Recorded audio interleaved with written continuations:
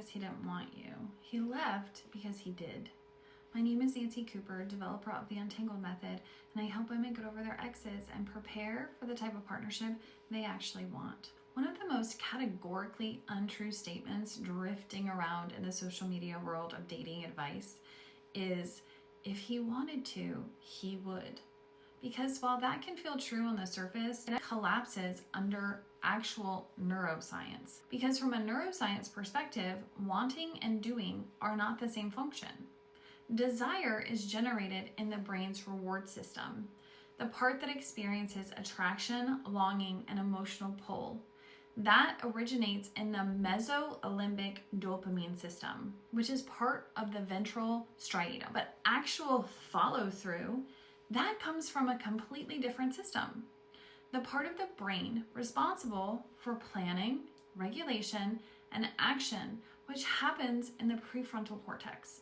So someone can genuinely want connection and still not have the internal structure or wiring to sustain it or make it happen. When a boy grows up in an environment where emotional closeness felt overwhelming, inconsistent, or unsafe, he learns that connection comes with pressure, vulnerability feels like exposure, and emotional responsibility is a threat. So as an adult, when he experiences something real, closeness, intimacy, or emotional depth, his system doesn't just register the desire. It also registers risk. And when that risk gets activated, the threat centers in the brain take over and the amygdala comes online.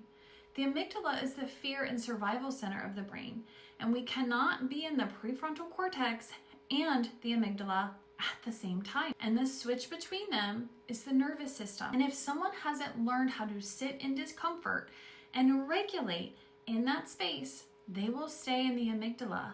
That's when you see the shutdown, the withdrawal, the inconsistency, the hot and cold, in and out. From outside, it looks like he doesn't care. But internally, his system is overwhelmed and trying to protect him from something it doesn't know how to handle. So instead of moving towards connection, he moves away from it. And this is where it feels so confusing to so many women, because they feel the connection, they feel the potential, they feel how much he wants them. And so they assume that should translate into action. But follow through requires something that isn't accessible: access to the prefrontal cortex. Want to know the psychology-backed steps and realistic probability a masculine will rise and become the type of partner you actually want? Follow the prompt on the screen and I'll send it to you for free.